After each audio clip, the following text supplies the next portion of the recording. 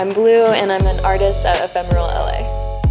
I'll probably get something really ridiculous just because they fade away, and I think that'd be funny because I probably wouldn't get anything. I'll probably get something I would actually never have as an ephemeral tattoo, yeah, just for fun.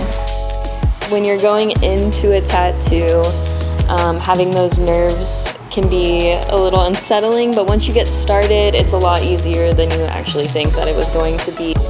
I remember my first tattoo still, I was very, very nervous to get it, even though I wanted it for a really long time.